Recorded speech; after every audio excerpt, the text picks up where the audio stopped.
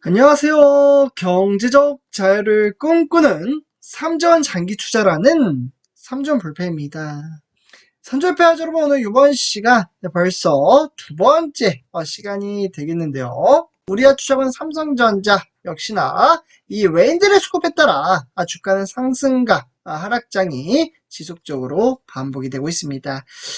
그런 와중에 이런 이제 외인들의 수급이 상당히 긍정적인 모습을 보여주면서 주가는 상당히 긍정적인 상승장으로 이어지고 있는데요. 비록 주가는 지속적인 상승과 솔직히 말씀드리면 하락장이 지속적으로 반복이 되고 있으며 저는 우리 삼중부패 가족분들의 정말 이러한 이제 어려운 주식시장 속에서도 정말 특별한 염원과 그에 따르는 성원을 담아 정말 차근차근 단계별로 현재 전진해 나아가고 있다고 말씀을 드릴 수가 있겠습니다. 그렇기 때문에 정말 너무 크게 걱정하지 않고 우리가 가야 할 길, 정말 그 길을 너무 급하지 않게 차근차근 단계적으로 전진해 나아간다면 저는 충분히 성공적인 주식 투자 길로 접어들 수 있다고 말씀을 드릴 수가 있겠습니다. 그렇기 때문에 저는 당연지사, 특히나 우리가 투자한 삼성전자, 저는 첫 번째 목표는 10만 전자라고 말씀을 드릴 수가 있겠고, 이 첫 번째 목표치를 충분히 만들어낼 수 있는 그러한 시점이 언제인지는 모르지만 꾸준히 누가 성공을 하는 주식 투자를 만든다고 말씀을 드렸나요? 수량을 모아가는 투자자가 저는 반드시 엄청난 복리효과를 극대화시켜 나갈 수 있는 정말 크나큰 힘을 가지고 있다라고 말씀을 드릴 수가 있겠습니다. 그렇기 때문에 결국 내재적인 가치는 꾸준히 상승을 하고 있으며 결국 우리가 추적하는 삼성전자는 언제쯤 이 답답한 장세가 왜 일어나고 있으며 그러면 주가는 언제쯤 상승을 할 수 있는지 한번 살펴보도록 하겠습니다. 사실 많은 분들이 아시다시피 우리가 투자하고 있는 삼성전자는 샌드위치에 현재 묶여있다는 것은 아마 아시리라 생각이 듭니다. 지금 좌측에 보시면 미국이죠. 그리고 우측에 보시면 중국입니다. 이렇게 이제 미국과 중국의 반도체 감정 싸움이 격화가 되고 있으며 그 사이에 누가 있나요? 조금 아쉽게 안타깝기도 하죠. 지금 우리 대한민국이 이 사이에 지금 껴있는데 사실 첨단 장비 반입 금지에 반도체 판매 중지까지 현재 강수가 이어졌습니다. 그에 따라 한국에도 동참을 현재 요구를 하고 있고 사실 정치적인 불확실성이 커지면서 결국 우리의 투자군 삼성전자나 SK하이닉스는 솔직히 말씀드리면 숨죽인 채 상황을 예의주시하고 있다는 것이 상당히 표현이 맞다라고 말씀을 드릴 수가 있겠습니다. 어떻게 보면 반사이익도 좋지만 자칫하다가 이것이 불똥이 튈 수도 있다라는 점을 감안을 한다면 일단 미국과 중국 양국의 갈등 상황을 이용해 그에 따라 미국 반도체 과학법 가드레일 완화 조치를 끌어내야 하는 것이 바로 삼성전자의 메리트 있는 그러한 상호작용을 시킬 수 있다고 볼 수가 있겠고 그에 따라 중국에 있는 이러한 내재적인 가치가 이번에 미국에게 상당히 죄송합니다. 치명타를 가했다라고 보시면 좋을 것 같습니다. 그래서 이번 조치에 따라 미국의 대중 반도체 장비 수출 규제와 전체 매출의 11%에 해당하는 장세를 박차에 따라 가격을 하고 있다라고 보시면 좋을 것 같습니다. 그래서 이런 것들이 악재성 이슈로 만들어냈다고 볼 수가 있겠고 결국 이번 조치에 따라 미국의 대중 반도체 장비 수출 규제와 실제로 G7 중국의 제재에 따른 보복 조치로 풀이가 되고 있다라고 보시면 좋을 것 같습니다. 사실 그동안 중국 정부는 이러한 마이크론 주문 물량을 줄여온 것으로 알려져 있는데요.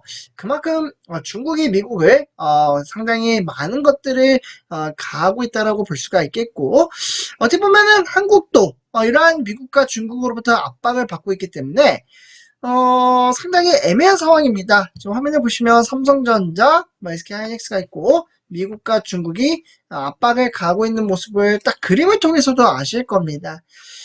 그만큼 이러한 어려운 상황 속에서도 이미 일본은 미국 손을 잡았다라고 볼 수가 있겠고, 그에 따라 저는 개인적으로 중국보다는 미국에 치우칠 가능성이 상당히 크지 않나 라는 생각이 들기도 합니다. 그러나 이러한 부분은 조금 더 경제적인 부분이기 때문에 외교적인 상황을 살펴봐야 한다고 볼 수가 있겠고, 실제로 이제 외신들의 보고서에 따르면 한국의 반도체 산업이 어떻게 반응하는지에 따라 앞으로 이 반도체 내재적인 가치가 삼성전자의 빠른 주가의 영향성을 가져다 줄 것이라는 그러한 이야기도 상당히 많이 나오고 있습니다. 그래서 이런 것들이 좀 결정이 되었으면 좋겠다라는 말씀을 드릴 수가 있겠고요. 특히 낸드 플래시는 한 40% 해당한다고 볼 수가 있겠고, 그와 더불어 어떻게 보면은 드램 같은 경우에는 20%를 차지하고 있다고 보시면 좋을 것 같습니다. 그래서 중국에게도 상당히 많은 것들이 현재 포함이 되어 있다라고 말씀을 드릴 수가 있겠습니다. 결국 이러한 기회를 이용을 함에 따라 협상에서 상당히 유리한 위치를 차지하는 것도 주요 핵심 포인트라고 보시면 좋을 것 같은데요. 특히나 반도체법 보조금 가드레일 조항을 완화해 달라고 이미 미국 정부의 공식적인 요청을 해 놓았다라고 보시면 좋을 것 같습니다. 특히나 첨단 반도체 실질적인 확장의 기준을 기준 5%에서 10%죠. 네.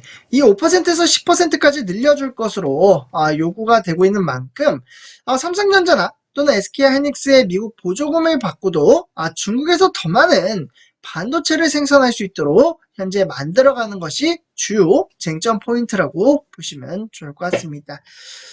그렇습니다. 어떻게 보면은 솔직히 말씀드리면 핵심 포인트는 미국과 중국 사이에 우리가 투자하고 있는 삼성전자를 비롯해서 SK하이닉스가 상당히 많은 부분들이 묶여 있고, 지금 미국 같은 경우에는 이런 중국 시장에 투자를 조금씩 줄이면서 시장의 활성화를 좀 만들지 않도록 하는 것이 주요 쟁점 포인트라고 볼 수가 있는데, 사실 우리가 투자하고 있는 삼성전자는 그렇게 생각을 하지 않습니다. 어떻게 하면 조금 더 전략적인 마케팅에 따라 미국과 중국에게 피해를 끼치지 않고, 좀 말이 좀 웃기기도 하죠. 뭐 피해를 끼친다? 당당하게 중국에 사업자를 내고 사업을 하고 있는데 이러한 눈치를 보는 것도 참으로 현실적으로 안타깝다라는 생각이 들기도 합니다. 그러나 뭐 현실이 그런 걸 어떻게 하겠습니까? 어쨌거나 우리 삼성불패가족분들 항상 말씀을 드리지만 증시 주식 투자가 어려울지언정 정말 돈을 만드는 그러한 인프라 시스템에 따라 현재 장기 투자를 이행해 간다면 저는 충분히 성공적인 주식 투자의 길로 접어들 수 있다고 말씀을 드릴 수가 있겠습니다. 그래서 너무 크게 걱정하지 않고 주식 수량 모아가시면서 장기 투자하셨으면 좋겠습니다. 그래서 이렇게 말씀을 드리고요. 이번 영상 마치도록 하겠습니다. 제 영상이 도움이 되셨다면 구독과 그리고 좋아요 한 번씩 부탁드리겠습니다. 감사합니다.